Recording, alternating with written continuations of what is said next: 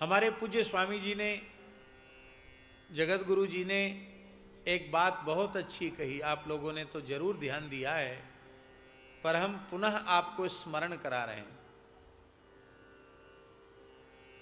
आपने कहा कि समस्त देवताओं की संज्ञा देव है, किंतु भगवान शिव की संज्ञा महादेव है। ये महादेव हैं, इनके जैसा कोई देवता नहीं।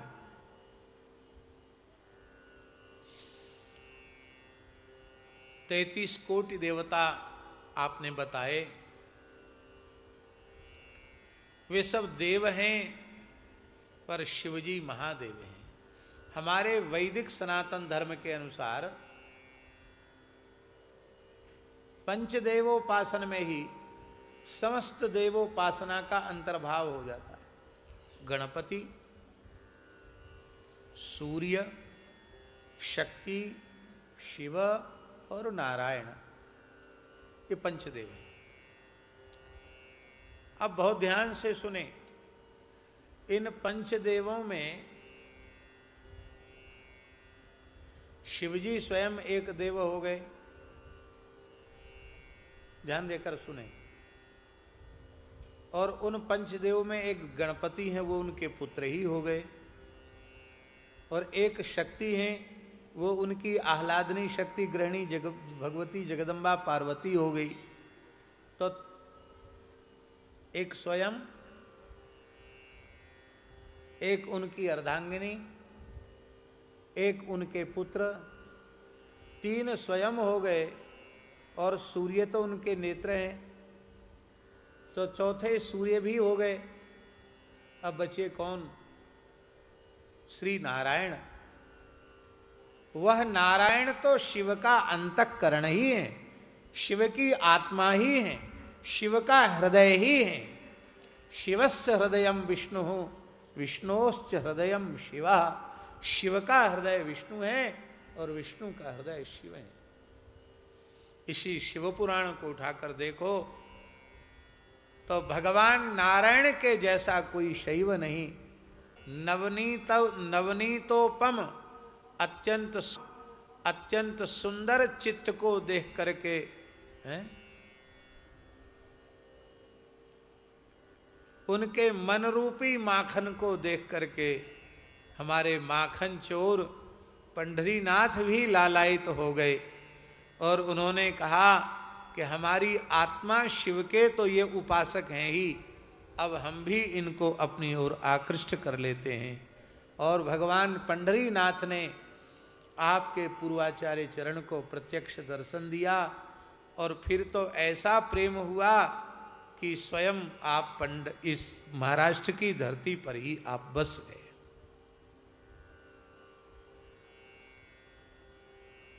भगवान दत्त की सन्निधि है और प्रतिवर्ष चातुर्मास्य में देवा दत्ता यह कीर्तन 4 महीने तक अखंड कीर्तन होता है। अद्भुत संकीर्तन होता है। हमने भी खूब सुना है देवा दत्ता कीर्तन। और भगवान का दत्तात्रेय स्वरूप, वह एक ही स्वरूप ऐसा अद्भुत अनुपम स्वरूप है जिसमें त्रिदेवों का एक साथ दर्शन होता है, त्रिदेवों की एकता का दर्शन होता है। ऐसे दत्त भगवान विराजे हैं। और दत्त भगवान को प्रकट करने वाली माता अनुसुईया भी, जगन माता अनुसुईया देवी भी वहाँ विराज रही हैं। बड़ी प्रसन्नता की बात है। ऐसे पवित्र वातावरण में यह शिव महापुराण की कथा भारतवर्ष के इतने महान संतों की मंगलमयी सन्निधि में समायोजित हो रही है। हमारे श्री पलसाना वाले महंत जी, राजस्थान शेखावाटी क्षेत्र, जिला सीकर में पलसाना एक बहुत प्राचीन मठ है, निम्बार्क संप्रदाय की पवित्र परंपरा। और हवाई जहाज भी 2 जगह बदल करके आना पड़ता है, लेकिन फिर भी स्वामी जी के प्रेम ने सबको अपनी ओर खींच लिया। उधर मध्य में स्वामी जी विराज रहे हैं। कहाँ से पधारे हैं?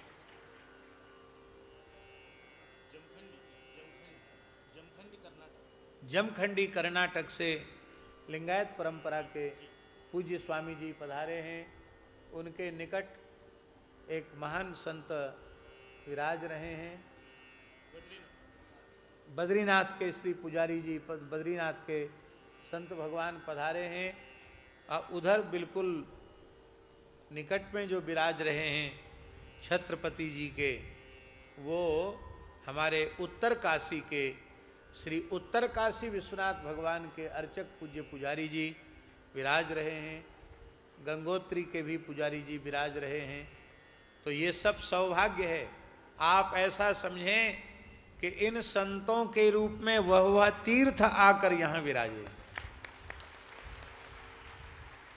उत्तर काशी विश्वनाथ भगवान अपने अर्चक पुजारी जी के रूप में विराजे हैं। श्री गंगा जी गंगोत्री धाम के पुजारी जी के रूप में विराजे हैं। बद्रीनाथ भगवान अपने अर्चक के रूप में, पुजारी के रूप में विराजमान है। तो ये सब पूज्य दर्शन हो रहा है। सन्मुख भी पूज्य संत अयोध्या, चित्रकूट, जगन्नाथपुरी, वाराणसी, न जाने कहाँ कहाँ से महात्म्य का आरंभ करेंगे और आगे धीरे धीरे धीरे धीरे इसी क्रम से जितना ग्रंथ मूल पारायण हो रहा है और समास व्यास क्रम से समग्र ग्रंथ का ही स्मरण करने का भाव है। और एक हम अपने जीवन की एक बात आपको निवेदित करें। लगभग 1990 से, सन 1990 से भगवान ने ये कथा कीर्तन की सेवा इस दास को प्रदान की। 90 से आज कितना हो गया?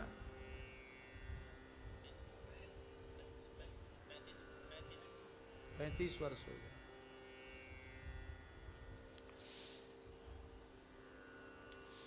कथा तो उसके पहले, प्रवचन तो उसके पहले ही सुदामा कुटी में कोई नहीं रहता तो महाराज जी कहते पंडित जी जाओ तुम सुनाओ, तो सुनाते थे।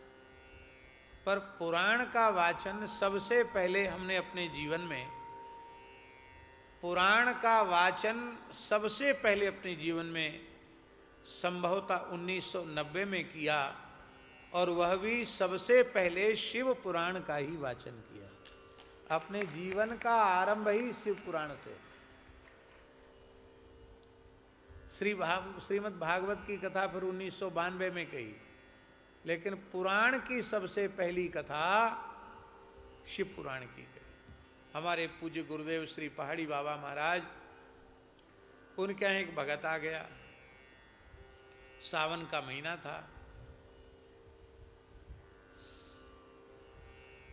शिव पुराण सुनना महाराज। कहाँ सुनोगे? बोले यहीं खाक चौक में। शिव पुराण सुनना है। महाराज जी ने हमको बुलाया,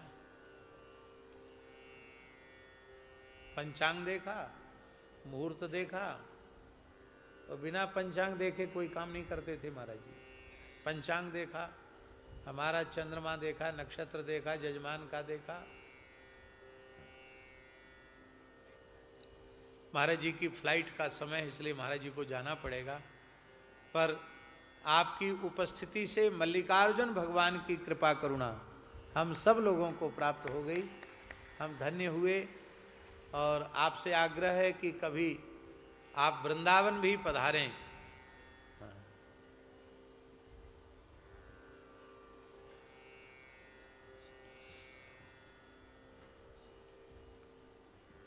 तो महाराज जी ने,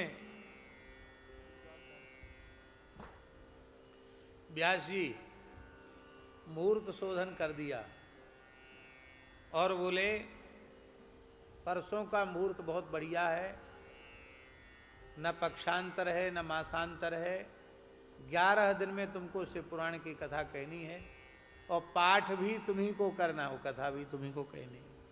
मूल पाठ भी करना हो, कथा भी कहनी। हमने कहा महाराज जी भागवत की कथा तो हम कह सकते हैं थोड़ा बहुत, शिव पुराण तो हमने पढ़ा ही नहीं, हम कैसे कहेंगे? अरे भाई, जजमान जो कराएगा वो कहोगे कि अपने मन से कहोगे? जजमान की इच्छा है शिव पुराण सुनने की, तो शिव पुराण सुनाओ। हमने कहा महाराज जी पोथी नहीं है हमारे पास। यजमान से बोले मुहूर्त तो हमने शोधन कर दिया, व्यास जी के लिए पोथी की व्यवस्था करो। तो एक हिंदी का गीता प्रेस का संक्षिप्त शिव पुराणांक खोज कर लाए, हिंदी में जो है। हमने कहा महाराज जी इससे तो कथा नहीं होगी, संस्कृत का चाहिए। अब तो बहुत चीजें उपलब्ध होने लगी। उस समय व्यास जी पूरे वृंदावन के जो पुस्तक विक्रेता हैं उनके पास शिव पुराण नहीं मिला। मथुरा में एक दुकान पर, सीताराम पुस्तकालय है, वहाँ एक दुकान पर चौखंबा से प्रकाशित मूल एक शिव पुराण का गुटका प्राप्त हुआ, छोटे अक्षरों में लिखा हुआ। 24,000 श्लोक हैं शिव पुराण में, मूल गुटका प्राप्त हुआ। और पहली कथा मूल गुटका से हमने कही। वो अभी हमारा पुस्तकालय, हमारी पुस्तकें नई जगह में जा चुकी हैं, तो अभी हम उसको ला नहीं पाए, नहीं तो उस गुटके में आज भी श्लोकों के सब चिन्ह लगे हुए। एक प्रहर दिन में, एक पूर्वाह्न में हम पाठ करते थे मूल, और पाठ करना है तो अर्थानुसंधान पूर्वक पाठ करते थे, श्लोकों को चिन्हित करते थे, शाम के प्रवचन में कौन से श्लोक कहना है, और फिर शाम को कथा कहते थे। लगभग 5 घंटे तो मूल पारायण करते थे, और 5, साढ़े 5, 6 घंटे एक आसन से बैठ के कथा कहते थे पूरा दिन। और दोपहर में फलाहार। शाम को महाराज जी पुराने हिसाब के थे, अन्न खा के नहीं करोगे, दिन में फलाहार। और फलाहार में ये नहीं कि वो कूटू की पूड़ी और सिंघाड़े का हलवा और मलाई के पुआ, ये सब नहीं। आलू गुड़ बस हो गया। मठा पी लो, दूध पी लो, दही ले लो, शकरकंदी ले लो, हाँ, यही फलाहार होता। और फलाहार में कोई, महाराज कहते थे अन्नाहार से 1/4 खर्च होना चाहिए फलाहार में, तब तो फलाहार है, और नहीं तो फलाहार वलाहार कुछ नहीं, सब ढोंग है। ऐसा महाराज जी बोलते थे। अन्नाहार में जितना खर्च होता है उससे 1/4 खर्च हो फलाहार में। अन्नाहार में 100 रुपये खर्च होता है तो फलाहार में 25 रुपया खर्च होना चाहिए। एकाध कोई फलाहारी आए तो महाराज तो उनको आलू सिद्ध करके, वो भी सिद्ध होते हुए चावल में ही आलू डाल दिए धोके, सिद्ध हो गए तो उनको धोके दे दिए, ले गुड़ खाओ, ले दूध पी लो 1 गिलास, हो गया फलाहार। भाग गए बेचारे फलाहारी एक दिन में। तो महाराज जी पुराने ढंग के महापुरुष थे, स्वयं भी उनका आहार बहुत नियंत्रित था। दिन में 1-1.5 छटाक साग और शाम को 1.5 पाव दूध, बस यही उनका आहार। तो भगवत कृपा से उस समय शिव पुराण का मूल पारायण भी हुआ और कथा भी हुई। उसके बाद लंबे अंतराल के बाद फिर पुनः पूज्य श्री पथमेड़ा महाराज जी की आज्ञा हुई, और पथमेड़ा गोधाम आनंदवन महातीर्थ पथमेड़ा में चातुर्मास्य के अवसर पर, श्रावण मास के पवित्र अवसर पर 11 दिन में शिव पुराण की कथा हुई। और अब पुनः श्री वेंकटेश बाल योगी गोवत्स श्री वेंकटेश स्वामी जी के मन में भाव जगा कि यहाँ की जनता को भी शिव पुराण श्रवण करने का अवसर मिले, क्योंकि ये सब भगवान शिव के अनन्य उपासक हैं, इनकी शिव भक्ति और अधिक परिपुष्ट हो। आप अन्यथा न माने, वर्तमान समय में जो पुराण वाचन की परंपरा चल रही है, उसमें ग्रंथ का आधार लेकर, पुराण का आधार लेकर कही जाने वाली बातें बहुत कम हैं, और पुराण के नाम पर मनगढ़ंत बातें और टटका टोना, ऐसा कर दो ऐसा हो जाएगा, ऐसा कर दो ऐसा हो जाएगा, ऐसी बातें ही अधिक प्रसिद्ध हैं। हमारी प्रार्थना है आप लोगों से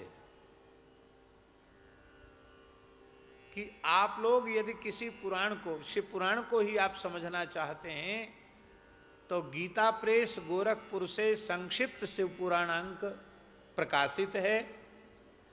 आप लोग वही घर में ले आइए और पवित्र आसन पर बैठकर श्रद्धा पूर्वक पाठ कीजिए, उसको मूल मूल पढ़िए। आपको स्वयं को बोध होगा कि शिव पुराण में क्या क्या है। कथा के नाम पर प्रायः मनोरंजन की प्रधानता हो गई है, इसलिए आप लोग सावधान होकर के आत्मरंजन करें। 1 सप्ताह पर्यंत आप लोग श्रद्धा पूर्वक कथा का श्रवण करें। अब हम व्यास जी से कहते हैं कि व्यास जी,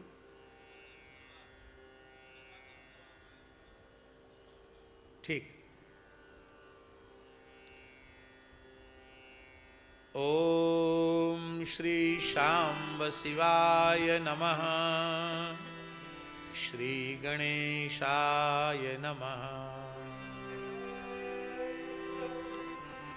सौनक उवाच हे हे सूत महाप्राज्ञ सर्वसिद्धांत वित्प्रभो आख्याहि मे कथा सारम पुराणानां विशेषतः। शिव पुराण की कथा के आरंभ में आज सर्वप्रथम शिव पुराण के महात्म्य का निरूपण किया जा रहा है। हमारे सनातन धर्म में महात्म्य का बहुत अधिक निरूपण किया गया। प्रत्येक चीज का महात्म्य, गंगा जी का महात्म्य, यमुना जी का महात्म्य, गोदावरी का महात्म्य, ऊर्ध्वपुंड्र का महात्म्य, त्रिपुंड्र का महात्म्य, तुलसी का महात्म्य, रुद्राक्ष का महात्म्य, गाय का महात्म्य, ब्राह्मण का महात्म्य, वैष्णव का महात्म्य, संत का महात्म्य, गुरु का महात्म्य, पतिव्रताओं का महात्म्य, महात्म्य की बहुत चर्चा है। और महात्म्य का श्रवण अत्यंत अत्यंत आवश्यक है, क्योंकि महात्म्य श्रवण के बिना श्रद्धा उत्पन्न नहीं होती है, और श्रद्धा के बिना विश्वास दृढ़ नहीं होता है, और श्रद्धा विश्वास के दृढ़ हुए बिना साधन केवल क्रिया बनकर रह जाता है, मात्र परिश्रम बनकर रह जाता है। उसका जो लाभ हमें प्राप्त होना चाहिए वह लाभ हमें प्राप्त नहीं होता। लाभ की प्राप्ति तो श्रद्धा और विश्वास के अनुरूप होती है। इसलिए श्रद्धा विश्वास को परिपुष्ट करने के लिए, जागृत करने के लिए सभी पुराणों के आरंभ में महात्म्य का निरूपण किया जाता है।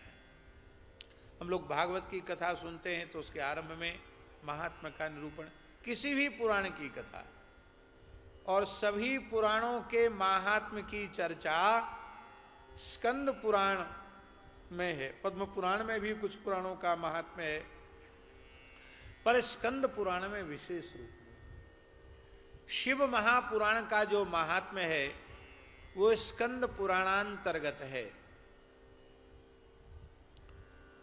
नैमिषारण्य की पवित्र धरती पर सुंदर सुभद्र वेदी पर श्री सूत जी महाराज विराजमान हैं। 88,000 शौनकादि ऋषियों में प्रधान,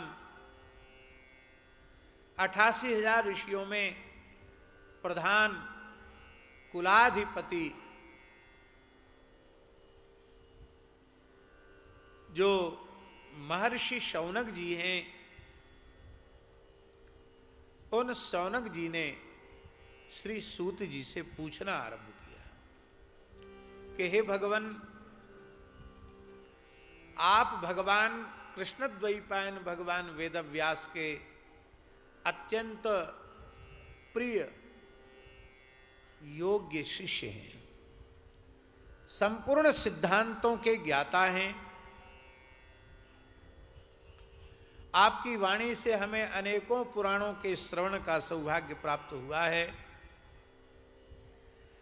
अब उन पुराणों की कथाओं का जो सार तत्व है, उस सार तत्व का आप कृपा पूर्वक वर्णन करें। हे भगवान, आपके मन में यह प्रश्न होगा कि आप सब ऋषि ये कथा क्यों सुनना चाहते हैं? क्योंकि एक सिद्धांत है, प्रयोजनम अनुद्दिश्य मंदोपि न प्रवर्तते। प्रयोजन के बिना मंद व्यक्ति भी, मंद बुद्धि वाला व्यक्ति भी बिना किसी प्रयोजन के किसी कर्म में प्रवृत्त नहीं होता। आप क्यों सुनना चाहते हैं? तो हे भगवान, हमारे श्रवण का हेतु है सदाचारश्च सद्भक्तिर विवेको वर्धते कथम स्विकार निरासश्च सज्जनैः क्रियते कथम। हे भगवान, कराल कलिकाल आ गया है। ऐसी अवस्था में सज्जन पुरुष वे सदाचार में कैसे प्रतिष्ठित हो? सदाचार शब्द का अर्थ क्या है?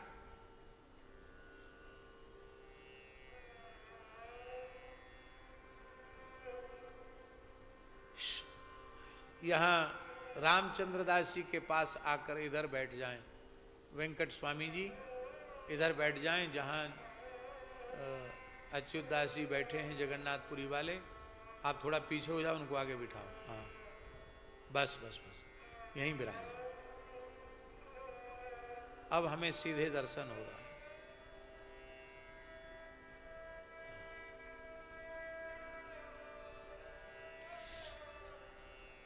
सदाचार शब्द का अर्थ क्या है? सदाचार शब्द का अत्यंत सरल अर्थ है सताम आचारः सदाचारः। सत्पुरुषों का जो आचरण है उसी को सदाचार है।